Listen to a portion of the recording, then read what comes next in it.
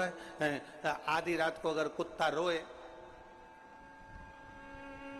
तुम्हारे घर के बाहर, आधी रात को कुत्ता रो रहा है तुम्हारे घर के बाहर रोड पर, तो लोग क्या कहते हैं? अब सकून हो रहा है।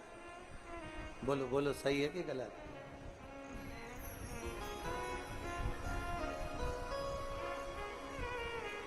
कोई कुत्ता रात्रि को रो रहा है,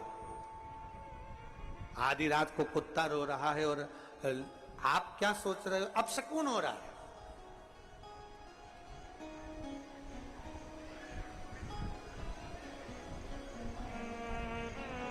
पर शिव महापुराण की कथा कहती है मेरे शंकर जी का एक नाम पशुपति नाथ है।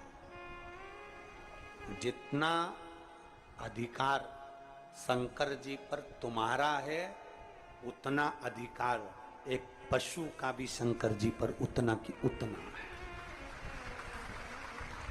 जितना अधिकार तुम्हारा है उतना अधिकार मेरे पशु पक्षी जीव जलचर थलचर वायुचर जितने भी पशु पक्षी हैं सबका अधिकार उतना की उतना है।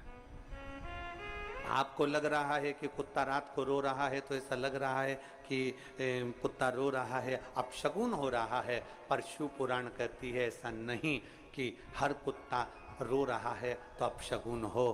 कोई कोई कुत्ता रात को इसलिए भी रो सकता है कि भूखा हो सकता है, रात को इसलिए भी रो सकता है कि उसको ठंड लग रही हो, रात को इसलिए भी रो सकता है कि पानी में गीला हो रहा होगा, रात को इसलिए भी रो सकता है कि कोई गाड़ी वाला उसको चोट पहुंचा कर चले गया होगा। हर एक कुत्ता रो रहा है, आधी रात को रो रहा है, और तुम भ्रम में जिंदगी जी रहे हो और तुम्हें लग रहा है कि अपशगुन हो रहा है।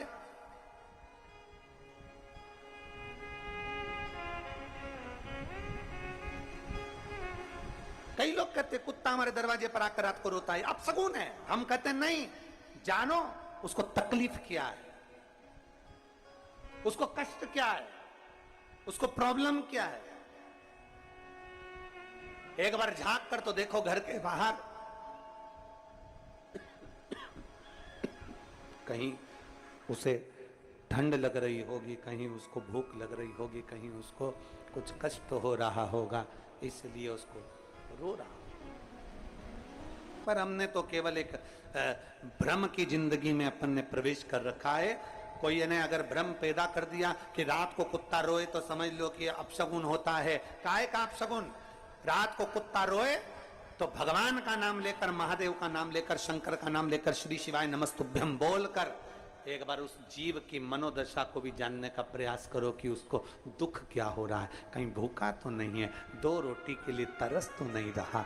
हो सकता है इससे कोई हमारा पुराना संबंध होगा, इसलिए हमारे दरवाजे पर आकर रो रहा है। क्योंकि अपनों के गले लगकर ही तो रोया जाता है, किसी पराये की छाती पर क्यों कोई